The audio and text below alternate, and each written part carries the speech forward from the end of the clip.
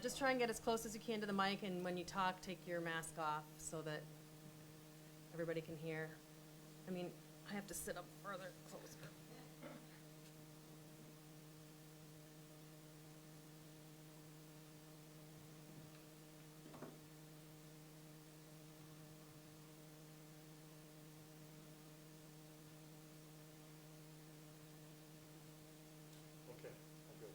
Good. I'd like to call the regular city council meeting for Monday, July 6, 2020 to order. You would silence your mobile devices. The camera and audio aren't. I believe we're on the computer. Ms. Sensky is recording the meeting. Yes. So at this time, if we would stand for the prayer and then the Pledge of Allegiance. Heavenly Father, we ask you to let your inspiration precede this council's actions and all present here today, and your assistance further us so that every word and work of ours may take its beginning from you, and so begun may through you reach its completion. Amen.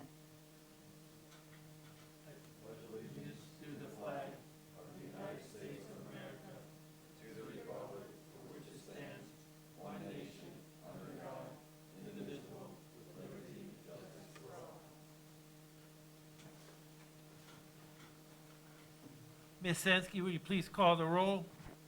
Mrs. Foglio? Here. Mr. Crawford? Here. Ms. Young? Here. Ms. Harris? Here. Ms. Haynes? Here. Mr. Spielman? Here. Mr. Roskovich? Here. Mr. Timonier? Here. Mr. Franklin? Here. Ms. Welch? We have Chief Stell running the camera for us today, and Animal Control Officer Stephen Lanham and Ashtabula City Health Commissioner Christine Hill will be speaking.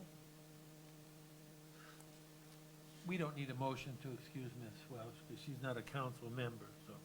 We have a quorum established this evening, and we have met the requirements of the Sunshine Law. This is our first meeting back since March, probably. And so we are, we'll try to get back in things. We're gonna deviate a little bit from our usual agenda. We're gonna have Mr. Stephen Lampum from the Animal Control Office is going to tell us about the Community Cat Coalition fundraiser.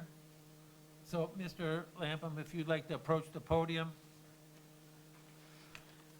It's Mr. Lanham, just to clarify. Yeah, Lanham, sorry about that. Again, thank you for guys letting me speak tonight. This is prepared by Dr. Irene Fiala. I'm going to get right to it since it's a little lengthy of a briefing.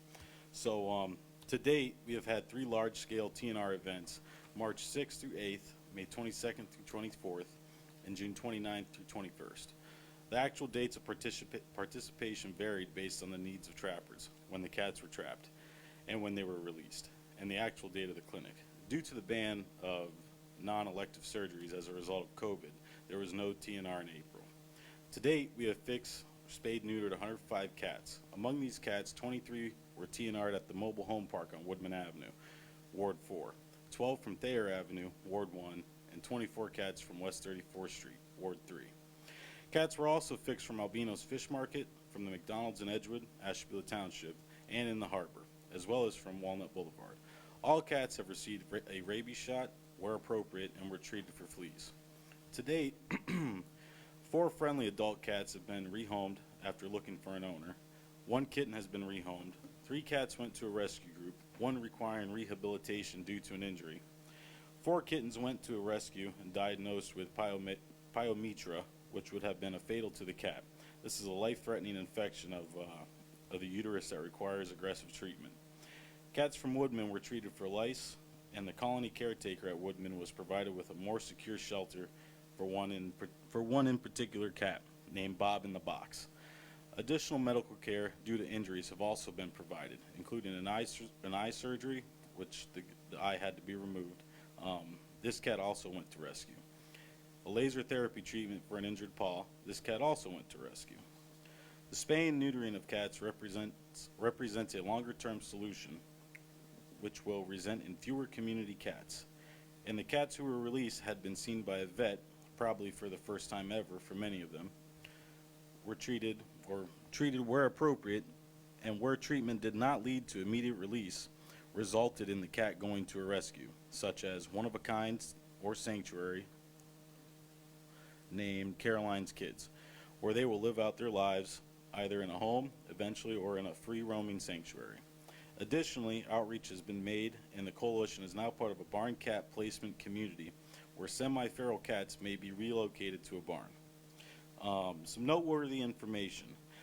The Animal Welfare Center of Ashtabula, AWC, has added a link on their webpage for city and county residents to request assistance from the coalition.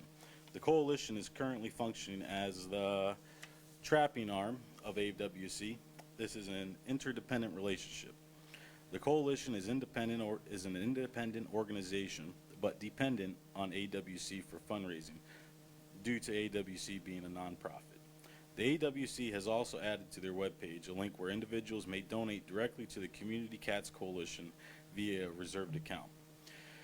Individuals who catch a friendly stray cat and can be put into a carrier can have that cat fixed through PetFix for $31. They do, however, need to register the cat through AWC as a community cat. Trappers can also have cats in traps fixed through PetFix, but we are limited to 15 traps per clinic, and this must be coordinated through the AWC, as the number of traps affects the number of spots they have available. Currently, there are many spaces open for male cats only for July 23rd, both owner-owned cats as well as community cats.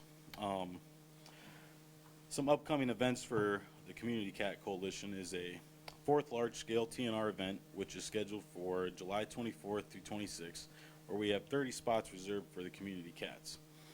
To fund the July 25th clinic, in conjunction with the Animal Welfare Center of Ashtabula, we are co-hosting a birthday bash to raise money and awareness for community cats. The event will be held on July 12th from noon until about 4 p.m. at the Tourist Pavilion at Lakeshore Park. There will be food, demonstrations, trapping, and building a community cat shelter. Information, raffle baskets, and a prize wheel, cornhole, children's, make a toy corner, etc. A 5th large-scale TNR event is scheduled for August 21st through 23rd. Dates for the September and October are pending. Members of council and the general public are encouraged to check out our Facebook page, where they can view photos from trappings, videos of release of cats, and general information on getting a community cat fixed. And that's about it for the update. Any questions? Oh, Mr. President, I just want to say I follow this on Facebook all the time. I watched the video where they trapped all the cats and let them go, and the kitten with the eye. And my nephew and my sister-in-law have both adopted a cat from Oh, the that's kitten fantastic. from Thank you. the rescue. But I just want to say thank you for all the work that you do, because, like I said, I follow this on Facebook. I watch you. I know how busy you are, and just want to thank you personally for all the work that you do in conjunction with the Cat Coalition, and thank them for all of their work. They have trapped so many cats and kittens and gotten them fixed, especially in the trailer park and on Thayer and Walnut and just everywhere. Just the work that they've done since this has come to light is just amazing. And just thank you and thank them so much Absolutely. for what they've done. Thank you. We definitely appreciate that, and the biggest thing you guys can do is help support the coalition and spread the word and all the awareness. Alrighty? Any more questions, comments, concerns? Mr. Sure. Lanham, is that? Thank you. Is that, I apologize. Great job. for the- Gold It's star. an N right there, I don't know what. Yeah. But, is there, on the website, is there an address, like, where you could send a check as opposed to coming to the? park? Yeah. So there is a little bit of a tidbit I did miss. Okay. We would like to remind council that we are 100% volunteer and 100% donation driven. So any assistance in encouraging businesses or individuals to help is valuable. That website would be awcashtabula.org/donate-now/ and then you'd go to the Community Cats link. awcashtabula.org Yep, /donate-now/. /donate. with another slash. Yes, no, I'm almost dancing up here with now. another slash. And then they have a cat link. Yes, Right. it'll apparently say go to the Community Cats link. Okay, Mr. President, yes. I emailed, what Doc Fiala had wrote and what Steve, just reiterated, so that information should be on that piece of paper as well. Okay, and our email Yes. account? Okay, good. I'm sure I probably read it. Okay. And so, again, just to echo Ms. Foglio's comments, and that you'll let Ms. Fiala and everyone know what a wonderful job they've done. They've taken this on and they've built it into such a wonderful thing. And you gotta feel bad for the cats behind the fish market, though. You know, they probably thought they had a good thing going. They were definitely being fed pretty well, But so. yeah, so that was good they're getting it. So, thank you very much. Mr. Thank you Lynn. for allowing me to speak. Have a good night. And at this time now, as we have, since the last 4 months, Ms. Hill is giving us of her time to come and give us our COVID-19 update.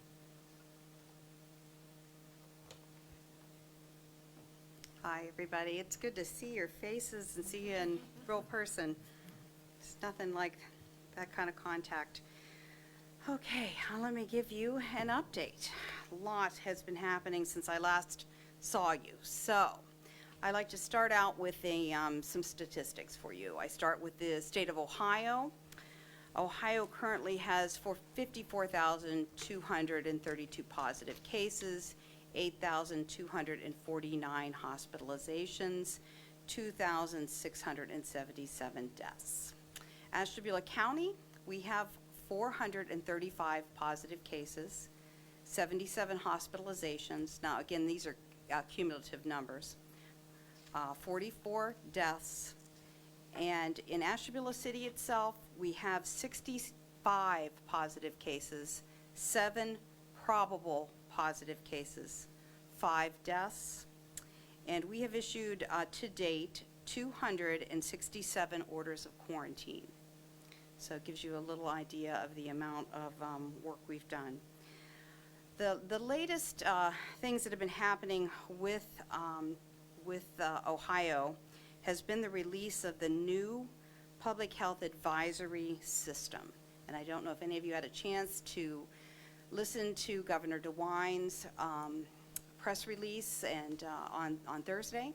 He did highlight this system. This is a system, other states have used similar things. I do want to say I had colleagues, other health commissioners, that sat on the advisory board that developed this system. There are a lot of hours and work and weekends went into this.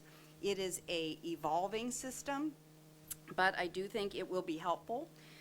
The idea behind it is that there'll be a color-coded map of Ohio, and by county, you will be assigned a color code or a level, and there are 4 levels.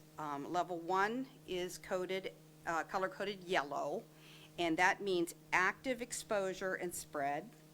Level 2 is orange, and that means increased exposure and spread. Level 3 is red, and it means very high exposure and spread. And then the final level is 4, and it is purple, and it means severe exposure and spread. In Ohio at this moment, we have 53 counties that are at the yellow level 1, and Ashtabula is in that category. Level 2, the orange category, 28 counties. Level 3, 7 counties. And currently, there are no counties in the purple. However, Franklin County, unfortunately, is marked with a star indicating that it is quickly approaching that level 4. I can talk a little bit about, what this means.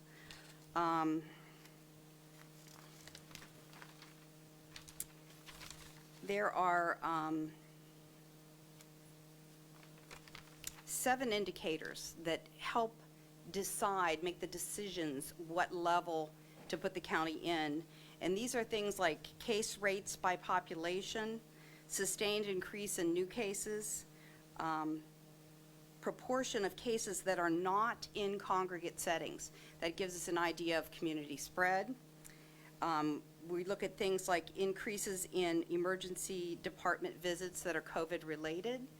We look at increases in outpatient visits to doctor's offices or telehealth visits that are for COVID-like illness. We look at hospitalization rates. And again, to make this fair, they do look at, the county residents. We have a lot of residents that might be, hospitalized elsewhere, but that would count for our county, not for that county. And then, of course, ICU COVID admissions. There are 3 additional indicators that will complete the picture, but those indicators haven't fully been worked out. So stay tuned. As I say, this is an evolving system. So the idea here is to communicate better with the public, to give them an idea where you're at. There's basic public health orders that all levels need to follow, and it's things that you're all familiar with. It's conducting health and safety precautions. It's doing your health check at home before you come to work, checking yourself for symptoms, checking your temperature. It's the 6-foot social distancing. It's wearing the face coverings in the public, especially when social distancing is difficult. It's increased caution when you are around individuals that can't be social distanced from you or who cannot mask. It's avoiding travel to the high-risk areas. And it's just that good hygiene that we've talked about, washing your hands, sanitizing commonly touched surfaces, avoiding touching your face, covering your coughs and your sneezes, and staying home if you're ill. That's the bedrock of the system, and that goes across all the levels. But as the levels go up, more restrictive things and guidance are suggested. The other part of this is that we have formed a county-wide group to monitor this advisory system. City Manager Timonier and myself sit on that committee. That committee will discuss the level that we've been assigned and whether there's something we want to, say back to the state to discuss the level we've been assigned. The state will update the system weekly on Wednesdays, and it'll publish the results on Thursdays.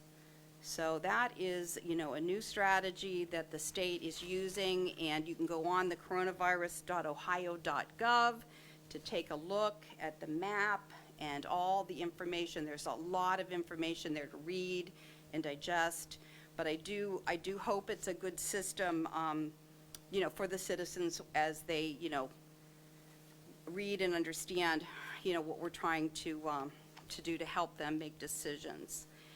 And then the other big thing that came across this week was the final planning guide that was developed by the Ohio Department of Health to help Ohio schools and school districts make decisions about restarting school. And this guide is, as you can see, rather thick, a lot of information. It is just guidance. I thought probably the best thing to do was kind of read you this one section that I think is pretty telling about some operating assumptions with this plan. Basically, they're saying that Ohio's education system must be nimble and flexible and responsive to ensure the health and safety of all students and adults. Schools will need to have the capacity to operate in various modes at different times and sometimes with minimum advance notice. When schools are operating with students in the building, they will need to adhere to health and safety guidelines set forth by the Ohio Department of Health and the local health department. Guidance may change as circumstances change. Traditional school experience, as it was known prior to the onset of the pandemic, will be different, as will many of the day-to-day practices of school. So, we're just going to, expect to be nimble and to react. The very first word that they used in the introduction was unprecedented. So in other words, never done or known before or novel. So this will be a new experience, and we're going to, do our best to educate our kids and get through it and keep everybody safe. We do have a big meeting set in mid-July with the superintendents and the health departments to begin to discuss, what the school year is going to look like. So these are heavy lifts and big items we have before us, but this guidance, I think, will be very helpful. I think the last thing I really wanted to talk about was something that Stacy asked me to bring forward, and it's questions she has gotten about testing here in Ashtabula. And I know that, we get a lot of calls at the health department about testing and what testing is available, so I do want to kind of summarize here a little bit about testing. So COVID-19 testing here in Ashtabula is available in a variety of different settings. Both our hospital systems, ACMC and UH hospitals, do offer testing. They are, related to your primary care physician's orders and what system they're affiliated with. ACMC does have a nurse triage line if you should maybe not have a physician, that they could perhaps help you with a telemed visit or something like that to assess what's going on with you. Right across the street here, our neighbors at Signature Health do also offer testing.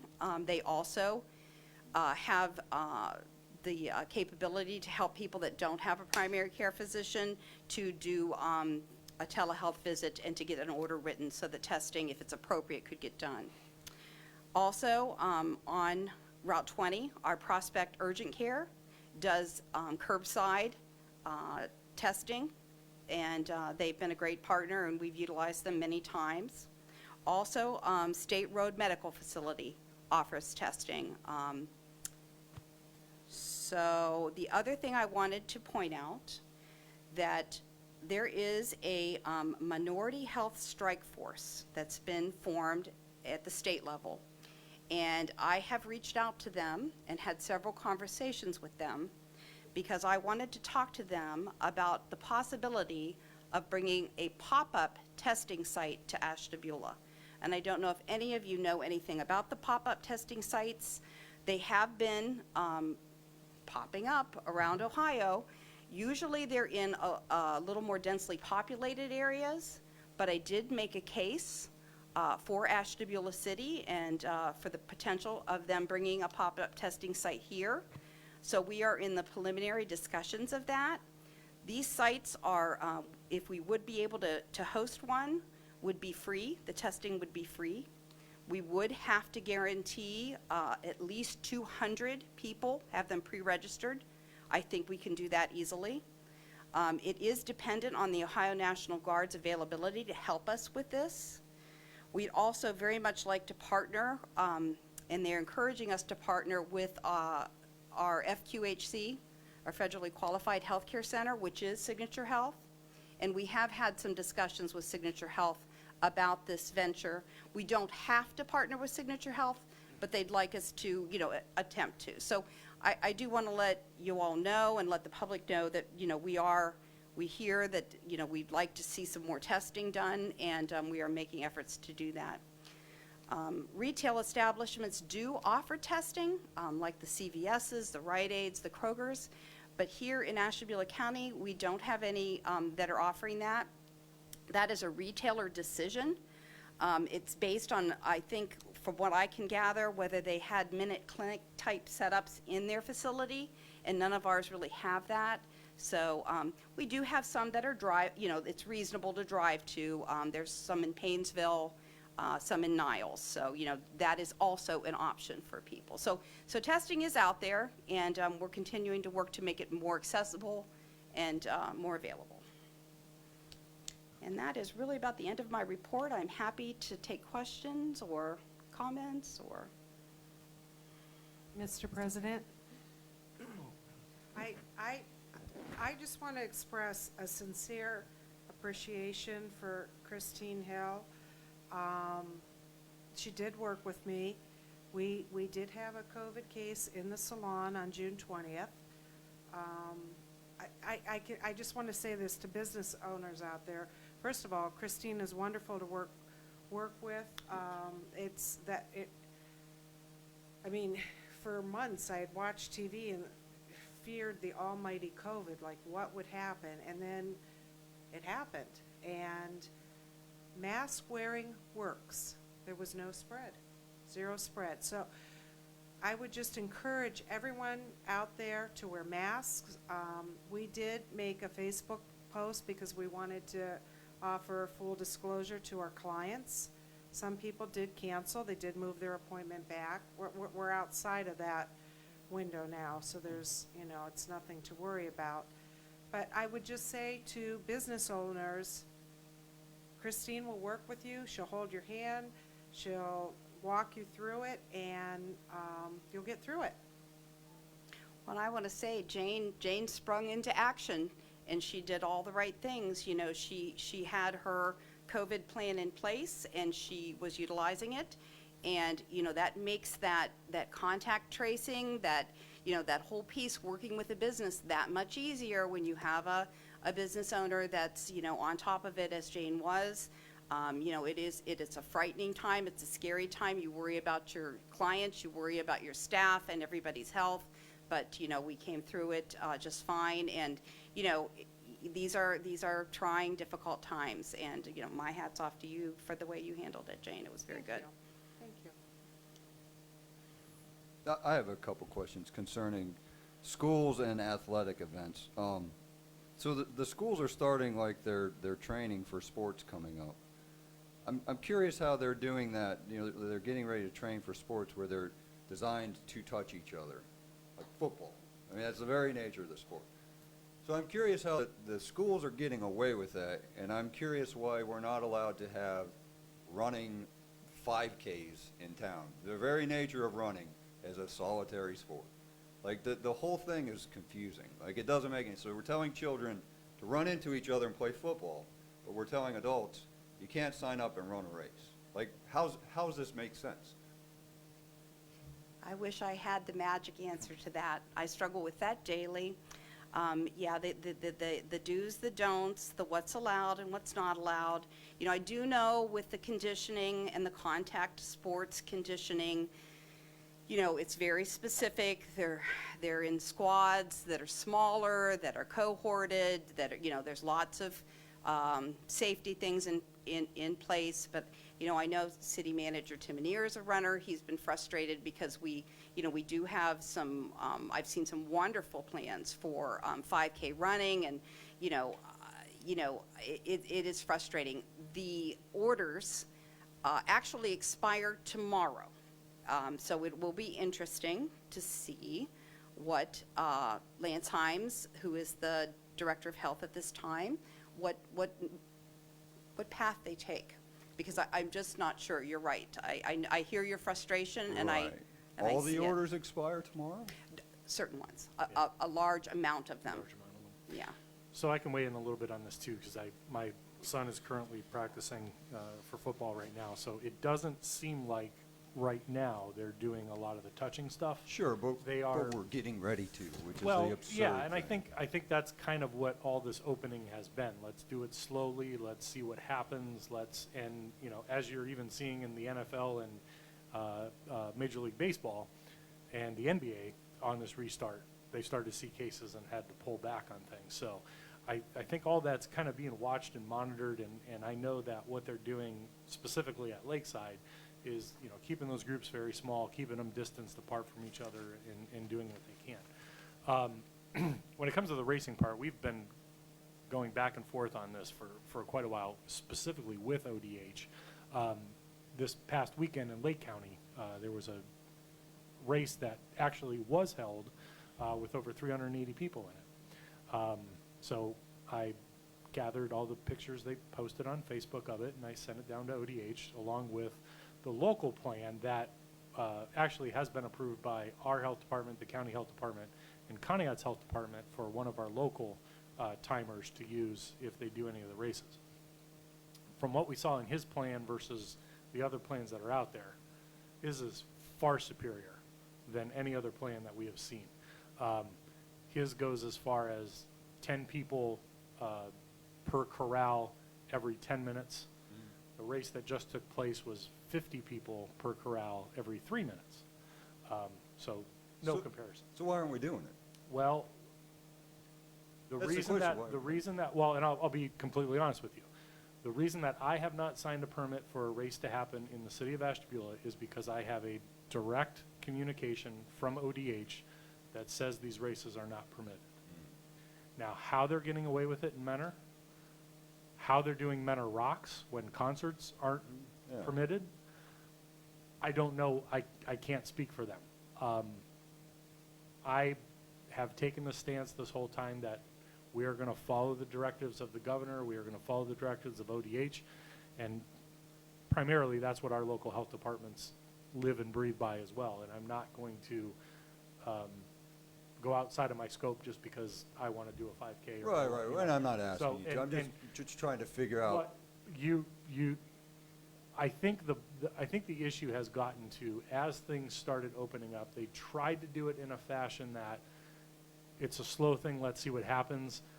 But some of these things, like we're talking about, did make sense why they didn't open. And the more that you look into it, the more things that started opening, those other things still didn't make sense. Why aren't we doing it? Why aren't we doing it? And then, of course, when everything in the country started with protesting and First Amendment rights, and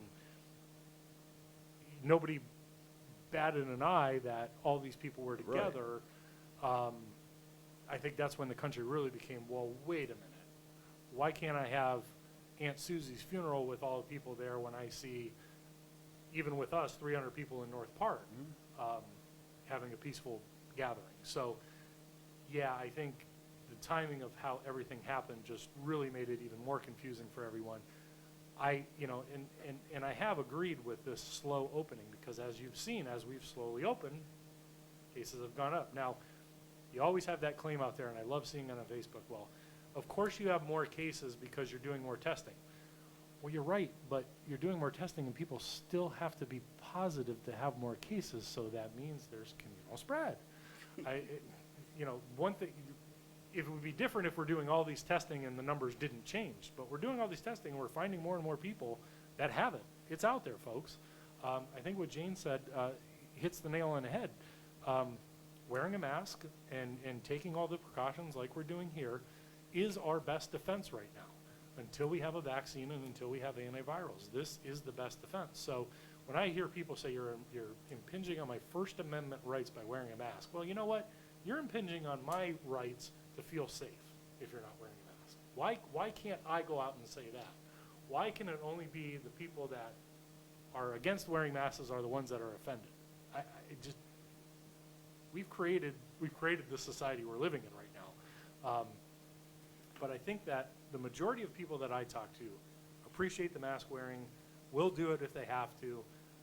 I would like to see more of it in the community. But, it is what it is. And fine, if that's people's personal preference, that's fine. But I do believe, as you stated, you had this case in your business, and it stopped because I've been in your business, and I see how you operate your business. And it's a very sterile and very by-the-rules environment, and I think that's exactly why you're stopped with one case. So, I don't know, that's my 2 cents. It is very confusing. It's hard to follow these guidelines. I even had to call Chris today, where are we at with basketball hoops? People are constantly bugging me about the West 47th Street basketball courts, to the point now where kids are climbing that 8-foot fence and going over it just to play basketball. Basketball right now is still not allowed, so I can't go and say, oh, go ahead and we'll open the doors, but kids are climbing that 8-foot fence to get in there right now. I would argue that those kids are looking for something constructive to do. And it's I don't probably- blame them. And we're not I don't blame arguing them. the merits of I don't blame basketball. them. It's just, the whole thing doesn't make sense from soup to nuts. There's no consistency, and it's just, Well, I it's think just that, like I said, I frustrating. think the consistency got lost when we tried to open things back up. And I think that was bound to happen, because how do you pick one sector and say, okay, you go and you not go? And I get that. And I think that's where all the frustration came from. But just saying, okay, everybody have at it, I think was too risky. And as we're seeing, especially in other states right now who just said, yeah, we're opening up, it's spreading. You can argue, okay, well, it's not killing enough people, it's not this, it's not that. Well, you know what? If that's your loved one or you personally come down with it and are affected by it, and we still don't know what the long-term effects of this thing are. You know, we're learning more and more about that every day. So I think it's really now becoming incumbent upon all of us personally just to do the things that we feel comfortable doing, taking the precautions that we feel comfortable taking. And if we're in a situation where, you know, you're in a room where nobody's masked, then, you know, unfortunately, you might have to be the one that leaves. I don't know how else to do it right now.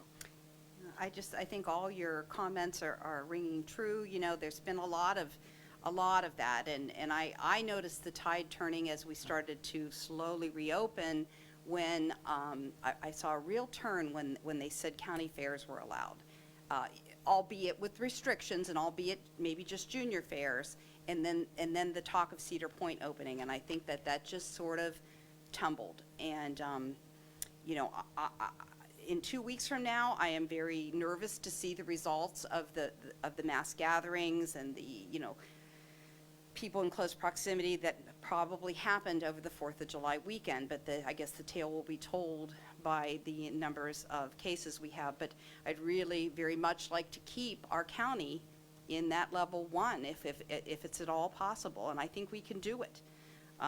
You know, and again, maybe I'm too strict, maybe Jim's too strict, but I would much rather err on the side of caution than, you know, throw caution to the wind. This is too serious, and, you know, we just don't know enough about the long-term effects of what's happening, so. I think no one will argue the seriousness. I think people will argue the consistency, enforcement, and just the silliness of what can and can't happen. That's where the frustration is. Yeah. And that's when people are just going to start doing whatever they want. Yeah. I mean, we're seeing it now. You know, people are just doing what they want because there's no consistency. None of it makes sense. Yeah, and I You know, think to the that's normal why person. the state is transitioning from an order-based system to a risk-based system. That's what you're seeing. Because the order-based system was so tedious. It just got like, well, you can't have, you know, the pool table open, but you can have this open, and you can't have this, but you can have that. And they began to cross over, and it got confusing. So I think that what we're seeing here with the health advisory system, the color-coded map, I think we're seeing a transition to a risk-based advisory system, which hopefully will be easier and more fair to understand. So. The color-based, we tried that after 9/11, and that was confusing and convoluted. And like a color, It might be. like you need to tell people in plain language what it is. Like a color-based system, oh my God, it's so confusing. And people stop listening. They do. People are going I to know. not listen.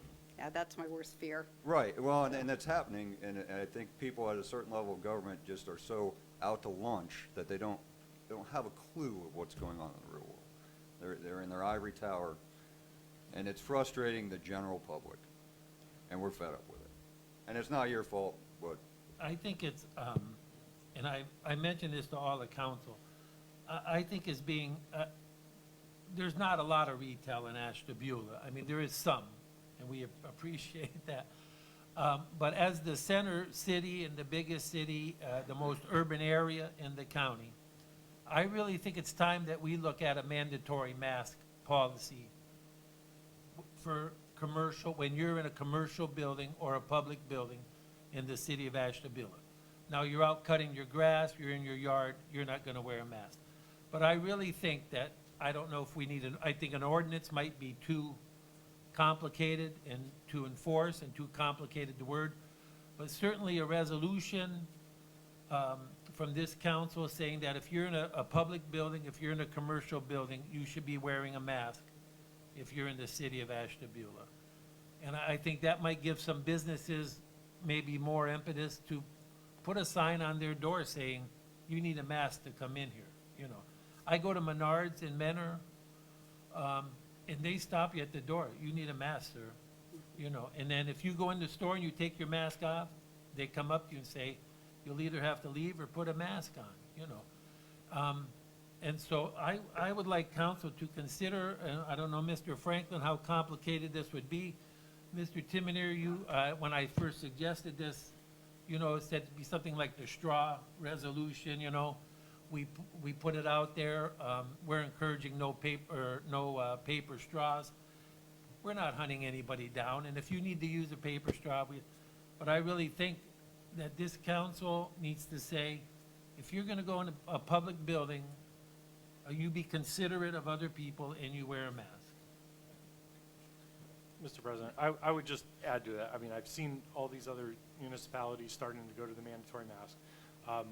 And I do agree, as I stated, you know, I would like to see people wearing masks. My only reasoning for recommending a resolution rather than an ordinance is just that of enforcement. We don't have the personnel to enforce something like that. I think the other issue, and Ms. Hill and I have talked about this when we talked about what we were going to do in this building. My first inclination with this building was when we opened to make it mandatory mask. We do have other tenants in this building, so some of them have different policies and can't mandate those things. So I was trying to be respectful of that, and basically what we put on the door was you're highly recommended, or asking you nicely, please wear a mask coming in here. If there was a way for us to enforce it, or if we had people at the door that could stop people at that point, the situation I didn't want to get into, because it has become this political football, again, even wearing a mask, was somebody walking up to our offices and yelling and screaming and having all that projectile coming out onto the staff because we asked them simply, please be courteous and put on a mask. So that's why I chose at that point to do that. I wish I could have said, listen, if you're coming in this building, wear a mask. I think for the most part, what we've seen in this building, most people are coming in with masks on, even at the bank, which we do appreciate. But you know, my only reasoning for recommending the resolution rather than the ordinance is just that of enforcement. I don't know how we would do it. And I think that's a good starting point, would be a resolution, because I had two store clerks tell me, they get yelled at. But people, I'm not wearing a mask, you know, they're getting yelled at. They're there standing 8 hours a day wearing a mask, Well, and a customer will come in and yell at them. So I'm just thinking if there was something on the door, the window, City of Well, Ashtabula resolution. and just to put that a little bit into perspective too, because we've had these discussions on our county calls with our economic reopening, or even with the county calls that we have just on the updates for what's going on with COVID. The county prosecutor has also weighed in on this. Your business is your property. You have the right to accept or deny service to anybody. You know, the whole, and I brought this up during one of the calls, the whole no shoes, no shirt, no service. Well, it's the same thing with the mask. If you as an owner don't want to permit somebody in because of that, they have every right to do so. I agree with you having council have a resolution that they can say, hey, even our city council is behind this. I think that helps. But that really is up to the individual store owner. That's their property and what they allow to happen in their store. Yeah. And the sad thing is, some of these are chain stores, you know, they're headquartered far away, they're not going to. And then the poor employee is stuck in the middle, you know. But I would like, can I ask you for a resolution at this time, or do I have to wait, Mr. Franklin, for the business part of the meeting? In the email that went around, there was little interest expressed by anyone in the council. That's all right, I'll ask anyway. Well, I would appreciate you not interrupting me, John, while I'm trying to Okay, talk. that's fine. Well, I had asked Mr. Franklin a question. Right, but there was little interest expressed. But I had know. asked Mr. Franklin, But you're speaking for the council, which no, I'm not, which I'm you're asking not. Mr. Franklin a question. Okay, go ahead. As a- But I disagree with you asking right now, out of the blue, when there was no interest from anyone on the council. That- But go ahead, John, do what you want to do. No, but- Go ahead. Mr. Franklin, may I ask for a resolution at this time, or do I have to wait for later in the meeting? Which was my- Any two city council members can request the preparation of any ordinance or resolution. there's no specific time in the meeting when that is scheduled to occur, but it should probably come up under new business or, well, yeah, it should come up under the new business because it's not on the agenda right now. Okay, thank you, Mr. Franklin. Now, do you have something you'd like to say, Mr. Spillman? Nope, I'm good. Okay, thank you. Brenner? Can I say something? Yes, you may, Ms. Hill. So I appreciate, the yin and the yang, and everybody has strong feelings here because, this is our town and these are our businesses and this is our life. I would just caution that there are those, and there's no scarlet letter on their heads, we don't know, that are unable to wear masks for their medical conditions, for whatever reason. Small children are unable to wear masks, so people with disabilities. So just, be mindful of that, and I know you are. It is a great tool in the toolkit in helping to, stop the spread of this virus, and, I'm in support of that resolution. I know I don't get to vote, but I think, leading by example is the best thing we can do, so. Thank you. And I am done with my report, if anybody has anything else. Thank you, Ms. Hill. You're Are there any other comments or questions for Ms. Harris? Mr. President, I was just gonna, one small thing, I was just wondering, were there any hospitalizations right now in the city? Not currently. We Okay, don't. I didn't think you yeah, said any. We don't Okay. have any hospitalizations at this time, so. And I guess I just wanted to make a statement, just that, I love that you pointed out that some people can't wear them and that we do have to be mindful of that. And I've been trying to do that personally when I see, because I would prefer people to wear a mask. And so when I see people, I'm like, okay, maybe they can't wear it. But I did want to just say vocally that I do have some concerns in some of the areas of the city, especially like I drove down through Geneva on the Lake because I wanted to take my kids to get ice cream or a burger or something. And it was, wow, like there were a lot of people, and I have to assume that not everybody there can't wear masks. But there were like, I think there was like one person that had a mask on that I saw as I drove through the whole thing. I even looked into some of, like I was able to see inside of some of the vendors, and even some of the cooks and different people weren't wearing masks. So the employees and people visiting, and the lines were just packed, and that concerns me.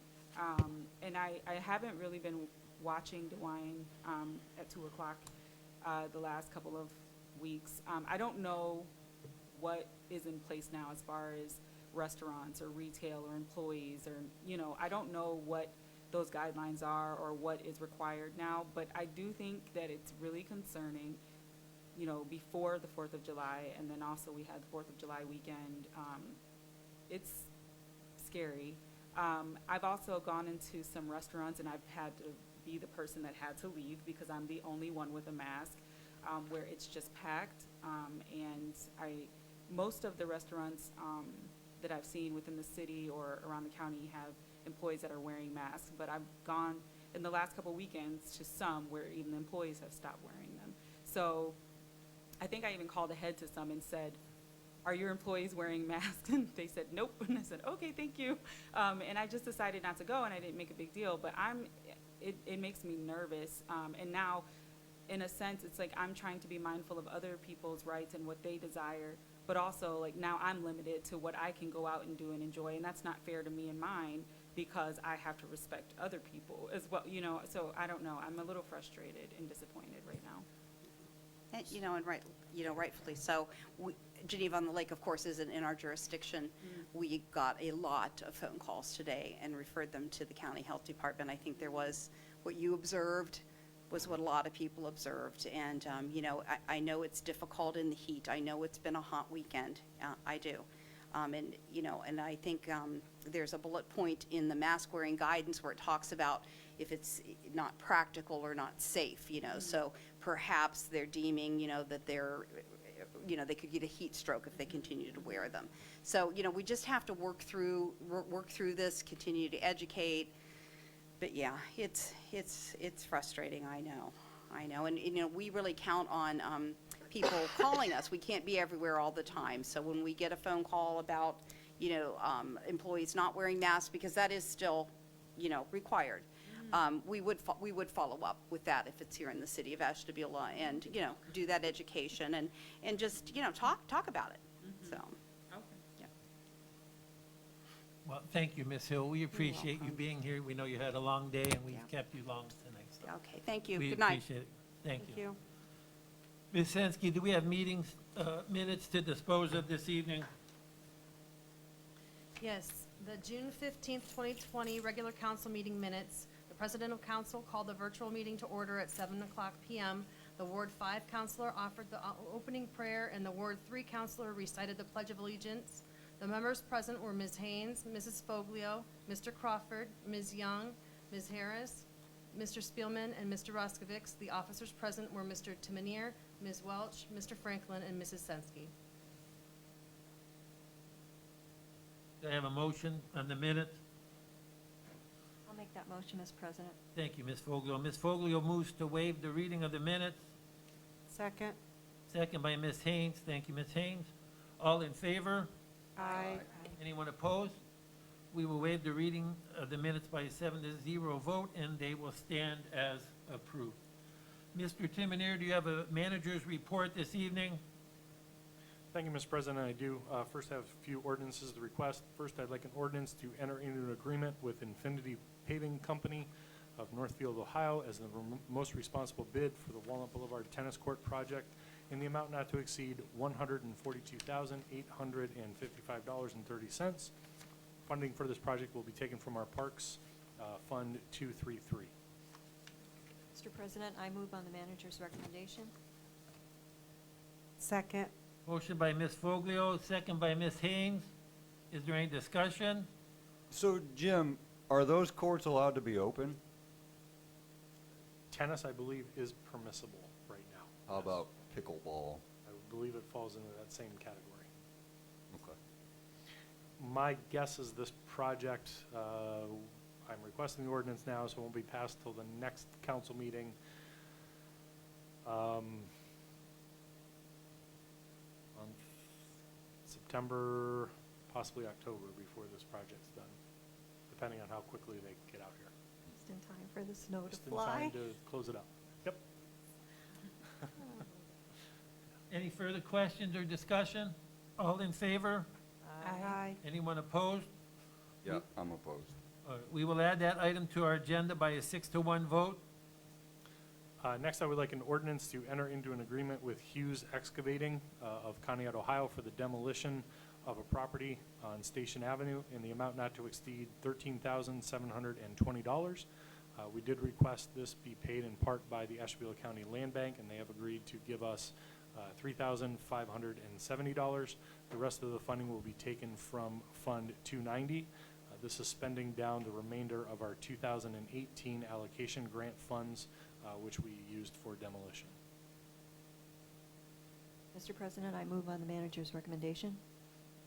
Second? Who was that? Motion by Ms. Foglio, second by Ms. Harris.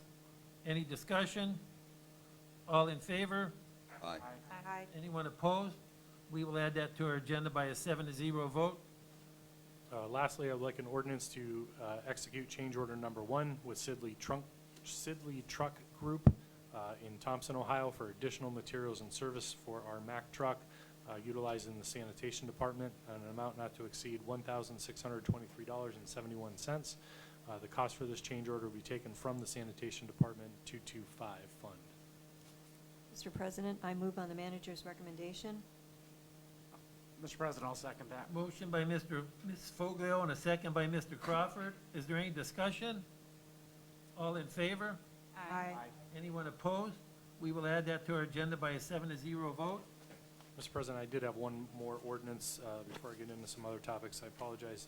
An ordinance appropriating from unappropriated Law Enforcement Trust Fund 217 the sum of $35,000 into the Law Enforcement Trust Fund operating account. Mr. President, I move on the manager's recommendation. I second. Motion by Mrs. Foglio, second by Ms. Young. Any discussion? If not, all in favor? Aye. Anyone opposed? We will add that by a 7-0 vote. Thank you. Mr. Timonier, you'll continue? Yeah, just some further updates. I know we've had some questions about when paving is starting. You may have seen Koski Construction, who was awarded that contract, has been around doing some curb ramps, some catch basin work, some sewer manhole work. We're hearing that within the next 2 weeks, they'll begin to start grinding the roads, and so paving will commence shortly on the small project that we have scheduled for this year. There's also been a lot of talk about the money that was allocated in the state of Ohio to counties and then down to municipalities like ours through the CARES Act for some of the relief for everything that has gone on in the country. The city of Ashtabula, I believe we will receive or have already received approximately $800,000. Because of the requirements and restrictions on the CARES Act of what we can use those funds for, very little of that will we be able to spend for the necessities that we actually need, which would be bringing back personnel in the fire department, doing away with the furloughs in many of the other departments, and reduce salaries and wages for many of our employees that took these hits to relieve more people from going home. Basically, the regulations in the CARES Act states that as of a time in March, if you had these expenses budgeted for, meaning the personnel, you can't use this money to supplement for it. So, in other words, none of this money can be used for replaced lost income. It has to be for items directly related to COVID and COVID prevention. So in other words, the staff of our health department, who mostly has been part-time, or actually who was part-time up until we had the pandemic, who are now full-time, all those hours from what we originally budgeted for above that can be covered by this money in the CARES Act, and any overtime can be covered as well. What can't be covered is we originally had so many fire department employees in our budget, and because we laid some of those off because of reduced income, well, we had it in the budget at that time, so you can't use the funds for it. We can use the funds for things like the plexiglass you see here, all the sanitation supplies, the sanitizing supplies that we've had to buy, because those were not originally budgeted for. We can use the funds for that, but that's about it. So out of that $800,000, we're not going to be able to use much of it, which is sad. We are looking at, we're hoping that the guidance changes from the U.S. Treasury that will allow us to use those funds for what we all said we needed them for that income replacement. What I don't want, and what none of us are asking for, is for anything above what we budgeted for originally in income in our budgets when we started 2020. We want to be made whole on that part of it, because we did follow the orders of the United States government and the government of the state of Ohio. Our businesses followed these orders in closing down. They lost money. They were able to recoup some of that through PPP, through different other venues. You are starting to see now across the country municipal, state, and federal employees being laid off, which is going to add to this wave, because the monies that they're sending they're not able to be utilized in the way that we need them to continue to provide the services to the community that we have. For instance, EMS runs right now, we're struggling in the city of Ashtabula keeping up with those, because our fire department, because of staffing, is not running EMS runs right now. So those are some things to keep in mind as we move forward with this, and people will say, well, you guys received almost $800,000. What'd you do with it? Well, we weren't able to do much at all with it because of the rules and guidance, and most of that money may go back. We are trying to come up with ways, as you saw, one of the things the county did was, that's available in this CARES Act, was to be able to supplement small businesses for some of their losses related to COVID. So we're going to talk to the commissioners and their administratives, personnel out there, to see if there's ways we can piggyback on that program with the money that we have. I don't want to send a nickel of this back, because it's unfair that we can't use that money in the way that we need to, but if it goes back, the state and the federal government can use that money in the way that they need to. So I would rather see it distributed throughout this community in some way, whether it's for our residents, for the businesses. We're going to try to come up with a creative program, if we can't use it for what we need to to make sure that most of that money stays here and is redistributed in the community. But we're struggling to continue to offer the services that we provide because we're short-staffed, because we have furloughs, and because we have layoffs right now. Mr. President, that's all I have for my report right now. Mr. President, Yes. I have a question for Jim. I mean, you don't even have to answer it, just to put it in your think tank. So, for business owners, buying the PPE, it's been a tremendous expense. So when you're saying I don't want to send the money back, I wonder if there couldn't be some kind of grant funding for PPE for our local businesses. There's different categories and guidelines that the U.S. Treasury has put out, and we're going to take all of those into consideration. We don't want to duplicate services, kind of what the county's done with, I believe they allocated $250,000 towards it. So maybe if there's a different way we can do a different type of program, that we're going to have those discussions with them and other municipalities and see what we can come up with. But yeah, I don't want to send a dime of that back. Right. We can keep it here in our community. Any other questions or comments for the manager? Thank you, Mr. Timonier. Mr. Franklin? Thank you, Mr. President.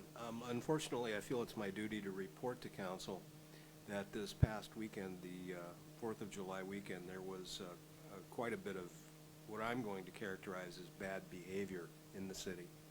And by bad, I mean disrespectful, antisocial, violent, and just downright childish. I mean, in some neighborhoods, the number and the force of the explosive devices that were being set off was just staggering. It wasn't a 4th of July celebration. It was, I don't know, a childish display of frustration because we've all been locked down for several months. Our police were called out to location after location. They wrote a lot of tickets. And oh, by the way, you folks who were out there and you got a ticket, that little M1, first degree misdemeanor that it says on the ticket, that means when you go to court, you're going to be told you're facing up to a $1,000 fine and up to 6 months in jail. So I really hope you enjoyed your fireworks display, because I'm going to be in court and I'm going to be asking for some pretty significant penalties because it was not acceptable. The bad behavior continued. We had what I will generously characterize as a block party that turned into a drunken brawl and ended up with shots fired and a young man being shot. And another young man, as a result of that, is in jail now. He's charged with felonious assault and using weapons while intoxicated. If this is the way certain people in this city are going to respond to us being collectively in a pandemic, all I can do is say, shame on you. Literally shame on you. You can behave better than that. We can behave better than that. You know, we keep seeing these public service announcements on television until we're probably sick of them that say we're all in this together. But it is true, we are in this together, and we are in the midst of a pandemic. It's not over. Many experts say a second wave is coming. We're hearing reports all the time about hot spots, about increased cases here, there, and everywhere. You cannot assume that everything just goes back to normal and that you can act out in any way you want and there will be no consequences. So, to those of you who enjoyed this weekend in a respectful way, in a way that honors what the weekend is meant to celebrate, the birth of our nation, thank you. I appreciate you being a part of my community, of my city, and behaving in the way you did. For the other folks, well, I'll see you in court. Thank you very much, Mr. Franklin. Ms. Sensky, is there any comments or questions? I'm sorry. Ms. Sensky? Yes, I wanted to talk about the Ashtabula County Land Bank tonight. They're looking for volunteers to help perform property condition surveys of the city of Ashtabula. And the survey will be starting mid-July, and it's during the weekdays. You can sign up normally from 9 a.m. to 3 p.m. Lunch is provided, and proper social distancing measures will be in place. The property condition surveys have been utilized by land banks since the financial crisis in 2008 as a means to better understand the challenges that are facing our neighborhoods. And it's identify issues in the neighborhoods, which I get calls every day about different issues. I'm sure everybody here does. And so this is a really good way to volunteer to walk your city and take a moment in time picture of where things can be fixed.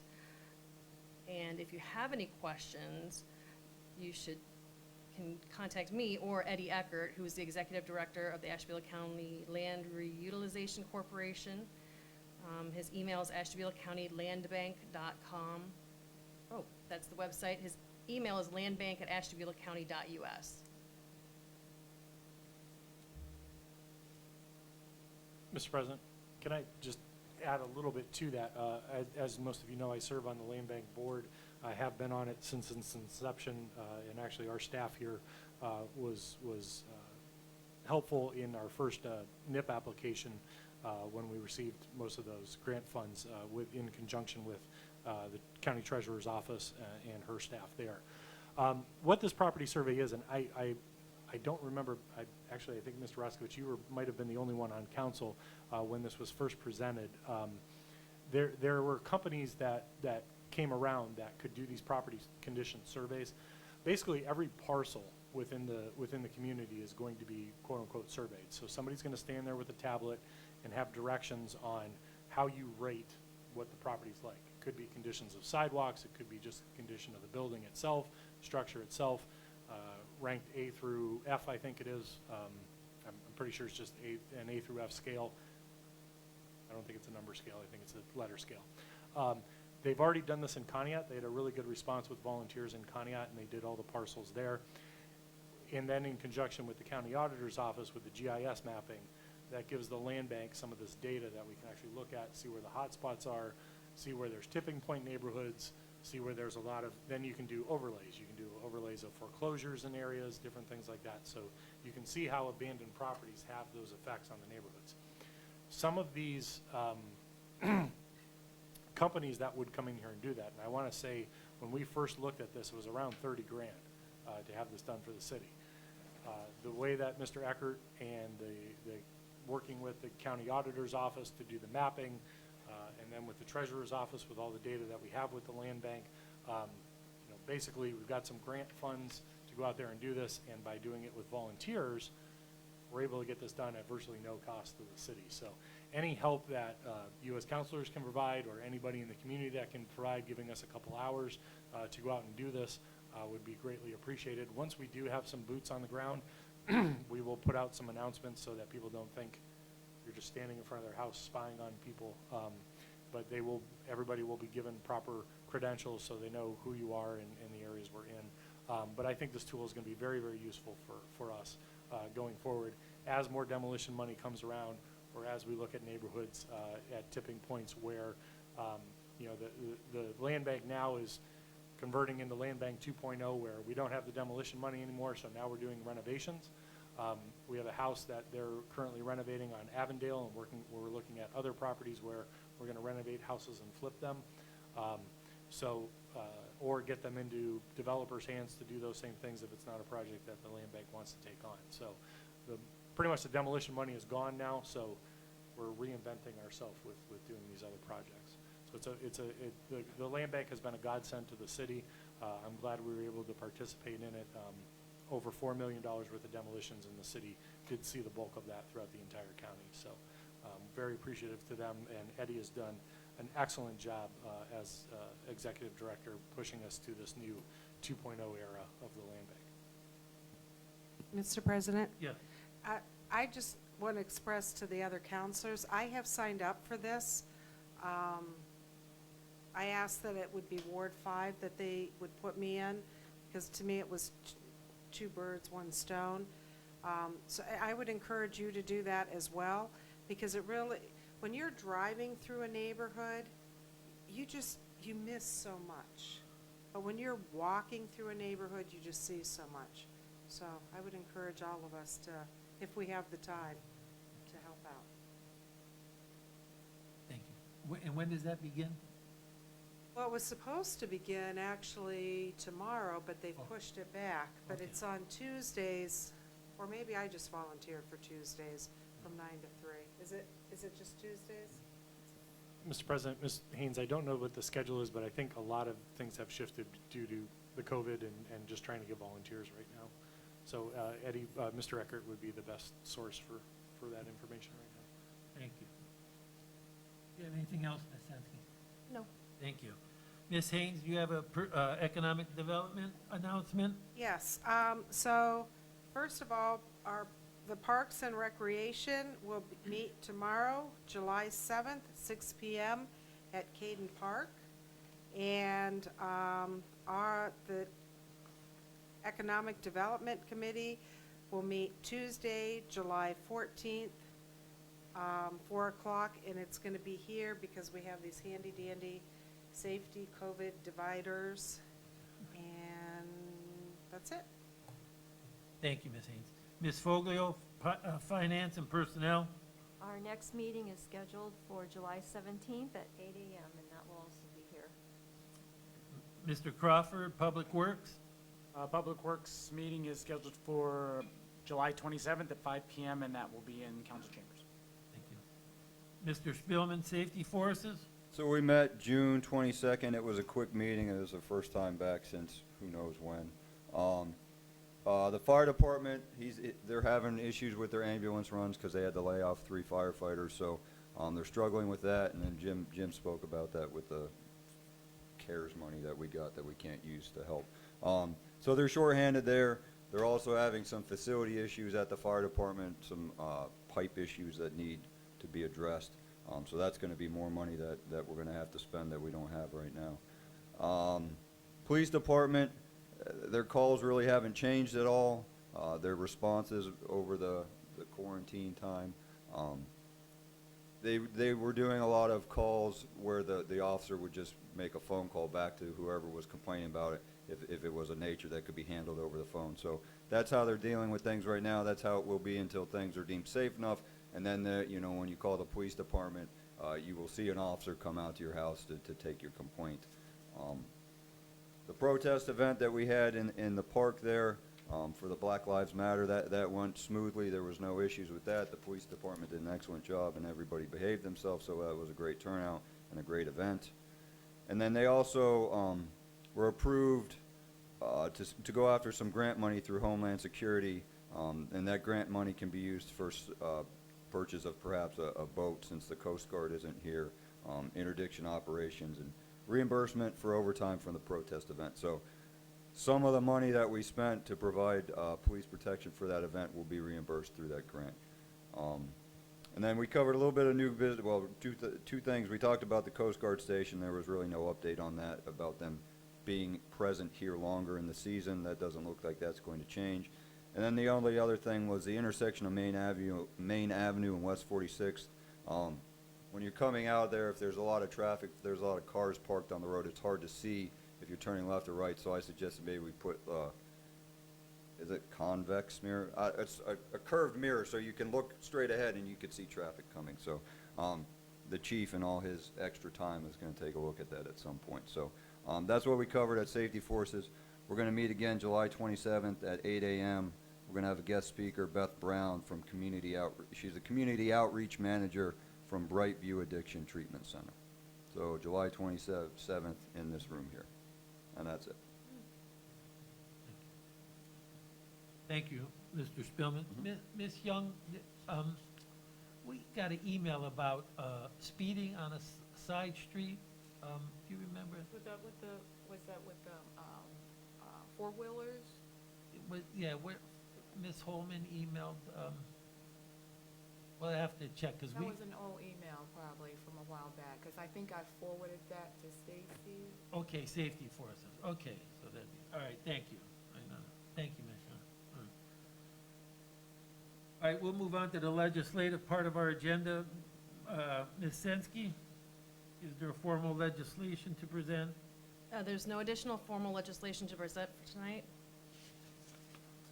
Okay, so We have ordinance number 2020-55, which authorizes a contract for Division Place Pump Station. Ordinance number 2020-56 executes a change order for the demolition at 5015 Benefit Avenue. And then ordinance number 2020-57 that Mr. Timonier asked for, requested tonight, appropriating law enforcement trust funds into the operating account. is there a motion to dispose of tonight's agenda in consent agenda format? So moved. Ms. Foglio, Second. second by Mr. Crawford. All in favor? Aye. Anyone opposed? We will handle tonight's items consent agenda format by a 7-0 vote. Ms. Sensky, will you read us the ordinances, please? Ordinance number 2020-55, an ordinance authorizing the city manager to enter into a contract with J. Severino Construction Company for the purpose of making repairs and improvements to the Division Place Pump Station project in the total amount of $303,228.78.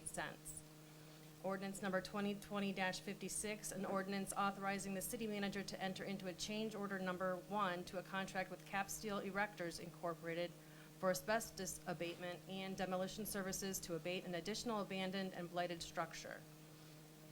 Ordinance number 2020-57, an ordinance appropriating from unappropriated law enforcement trust fund 217 the sum of $35,000 into the law enforcement trust fund operating account.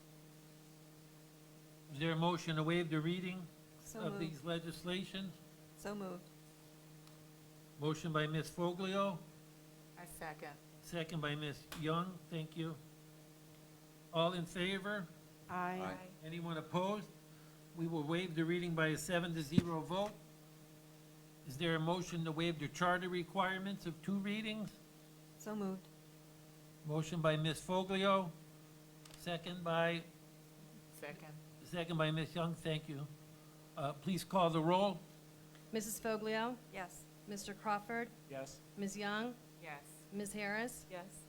Ms. Haynes, Yes. Mr. Spielman, Yes. Mr. Roskovich. Yes.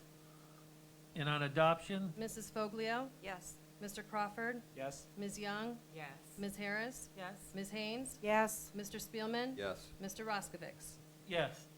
Those items have been approved by a 7-0 vote. Is there any other further legislation, Ms. Sensky? There is not. Thank you very much. So this is the time of the meeting where we have new business. Anyone would like to bring something to the agenda at this time?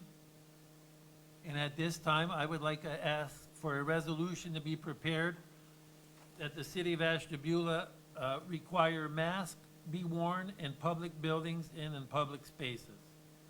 I would like to move that a resolution be drafted to that effect.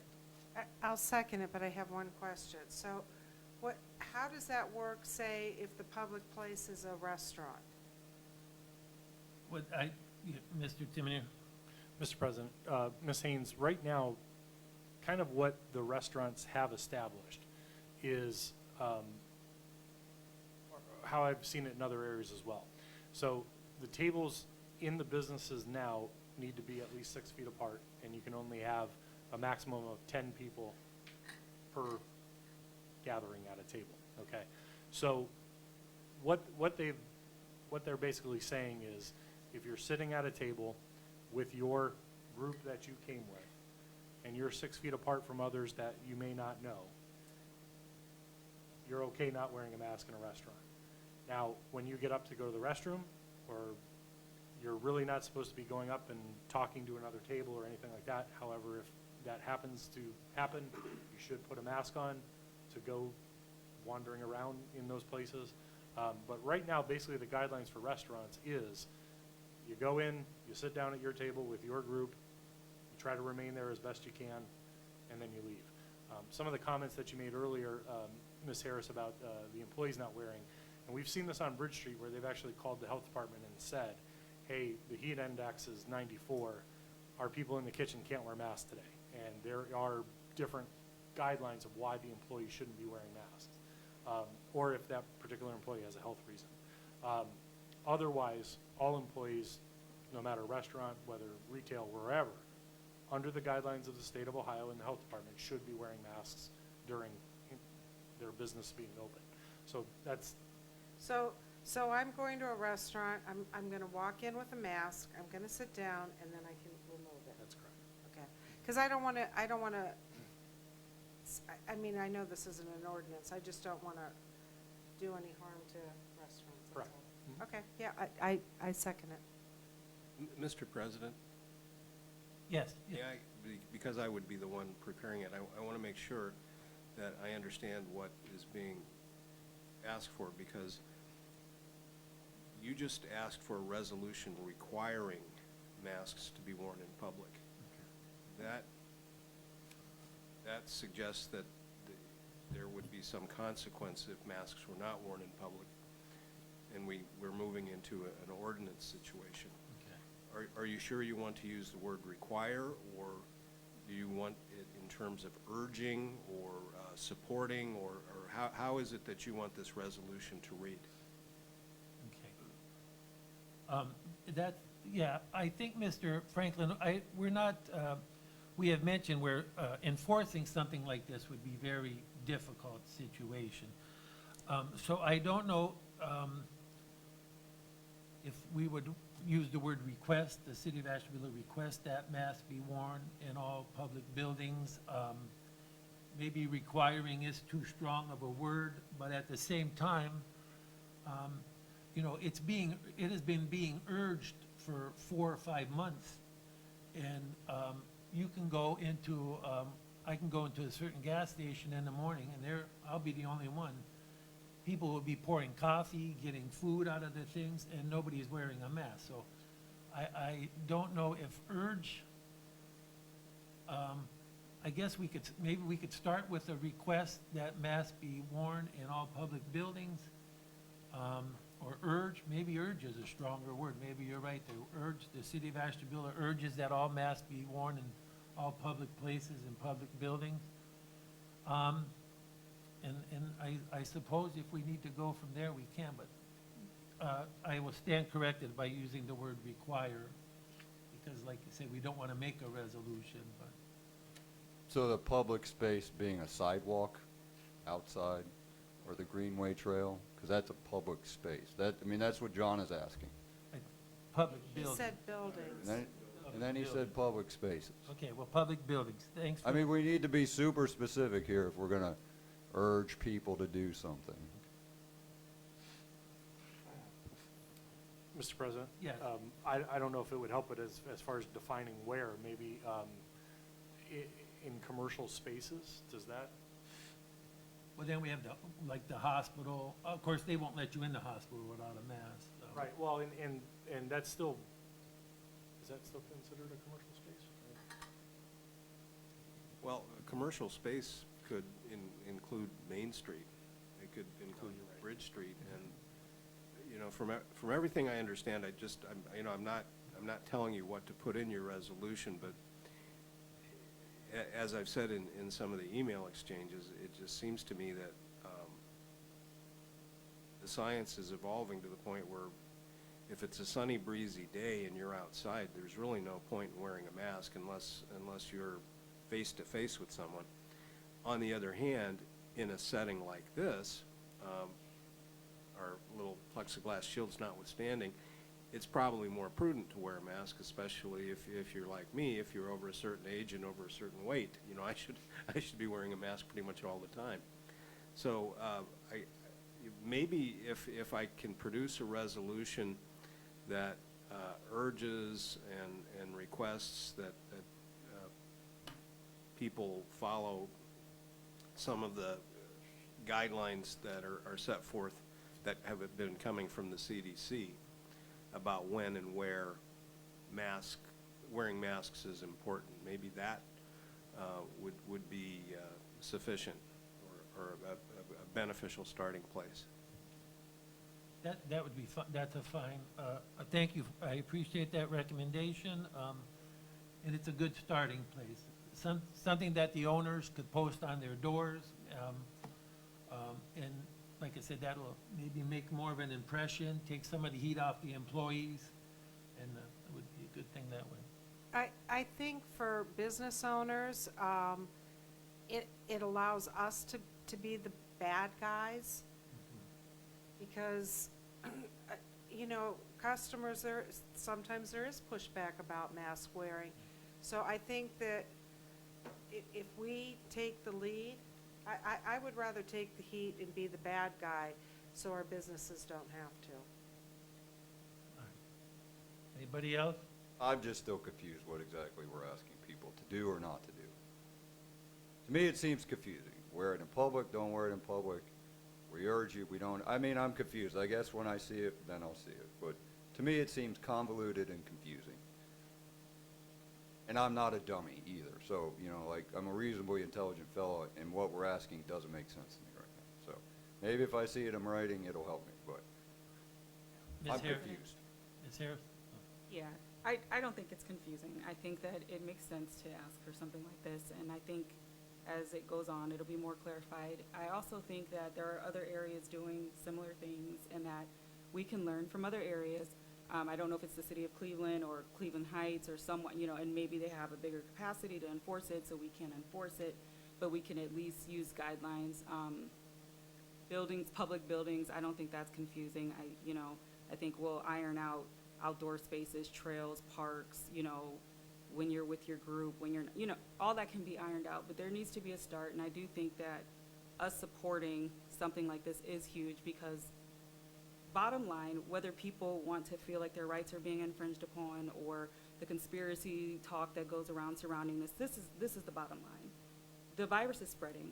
The virus is affecting people. The virus is making people sick. The virus is killing people. Point blank, period. It's at this point, let's try to work together to figure out something that works for everybody and ultimately keeps the city safe versus going back and forth about what's not clear. If whatever's not clear, let's make it clear. And I think that's where we need to start. And please forgive me, but I get frustrated when we come in here and we do this back and forth. I have children. I need to get home. I'm frustrated. We can iron all of this out. But something does need to be done for the good of everybody, to respect everybody. Mr. President, Ms. Foglio? my confusion comes, and I guess this comes from working in the court, is if we do this resolution, who are we as a council to tell someone like Family Dollar that your customers have to wear a mask in your store when their policy is, we urge you to wear a mask, but you don't have to wear a mask? That's where my confusion comes in. We can't tell Walmart, well, we're not that's in the township, but we have a Family Dollar in the city. That's where my confusion comes in. I don't know if Mr. Franklin has anything to say about that, but. Mr. President, Mrs. Foglio, I think that's one of the reasons that when this was originally brought up, although I support a mandatory mask, I have issues when I look at the logistics of it, how we would enforce it. Right. So I think by switching this to a resolution where council, as the leaders in this community, supports a resolution urging our citizens and those visiting us to wear a mask when they're in public places, when they're going shopping, when they're, when they're with other people that they're not normally housed with, in those types of situations where a mask is even just an ounce of preventative measure. I think having that kind of backing and that kind of support, and then I think the other big thing with this comes where we actually practice what we preach. So I do go to the gas station and I wear my mask. I do go to, very rarely go out, but when I have to go to Lowe's or when I have to go to Home Depot or when I have to go to Busy Beaver or when I have to go drop off my dry cleaning, I wear my mask. When I'm around my parents, I'm on their back deck outside wearing a mask. But just people seeing us doing that, I think also has a big effect as well. So, no, I think that's where the differentiation is. We're not saying that you have to, and you're going to be fined, or you're going to be punished in some way. It is our strong recommendation. We very much support mask wearing. We hope you will respect your community and respect your other members of your community by doing the same. I think that's kind of the gist of what you're looking for in a resolution. Maybe encourage people also to, you know, use common sense in their own brain to make the decision on their own, rather than just trying to ramrod something down somebody's throat. Is there any other discussion? Mr. President, I would only say, there's even been conversations at this dais where we have actually had to legislate in the opposite because sometimes people just don't get common sense. So I would just put that out there when we say that as well. Oh, yes, common sense is not for everyone, for sure. Ms. Sansky, will you please call the roll? Mr. President? Yes. Two council members having requested preparation of the legislation, that's all that's required. That's all, and then we'll vote on it next time. Thank you very much, Mr. Franklin. Does anybody else have any items? Anybody else have any items for new business? Is this to tell us something we don't You know? could tell us something we don't know if you'd Because I like. have a couple things to tell. Thank you, Ms. Thames. Today launches Dining for the Arts for the Art Center. You can go online. They're doing it differently to keep it safe. So from today through July 10th, you can go online and sign up for a different carry-out dinner. It's a great fundraiser for the Art Center and for all of those out there like myself that are just so tired of cooking every meal. It's a great opportunity. I would also like to say this Saturday, July 11th, from 9:30 to 11:30 downtown, we're having Take It to the Curb. We're doing street cleaning. Hopefully, Jim, the city can participate in weeding the city sidewalks. And I just want to give a plug to the bakery on Main. They run out of food every day. It's so good. It's so good. And the fact that they run out of food every day tells me that they're putting a magnificent product out there. They keep increasing their production. But it also tells me that Main Avenue is a desert for food. So if you are out there and you're like, wow, I've always wanted to open a restaurant, I know it's COVID season, but this bakery on Main is doing marvelous. Just think about it. That's all. How about because I saw there's a new other restaurant down the other end? That's right. And I don't know about that. Turperl, and I don't know if I'm saying that correctly, Flavors. I have gone there. It's super fantastic, super authentic. Is it like a takeout or eat in or whatever? I don't know. I think it's more takeout. It's more takeout. Jim, if you're gonna weed the sidewalks, can you hit in front of my building too, for the city? Well, we'll do the sidewalks around our building. Ah, okay, because Sidewalks these are city sidewalks, that's like in front of my building too, The right? sidewalks are the responsibility of the property. Oh, okay, all right. I thought city sidewalks, like, you can hit my parking lot too, man. Mr. President, Mr. Crawford?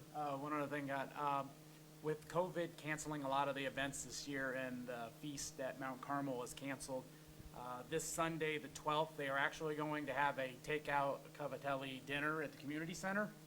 So you could actually pull up, it's after the noon mass till 3 o'clock, you could pull up through a drive-through, and they're selling dinners for $8 a meal. So people that want that and be able to at least have that taste of what they have every summer, they could get that safely by going through a drive-through and pick up food right there. Thanks so much, Mr. Crawford, for mentioning that. Anybody else? Ms. Harris? Yes, Mr. President. I just wanted to say that on June 20th, there was a Juneteenth celebration at Lakeshore Park to celebrate the date that slavery, the emancipation of the slavery.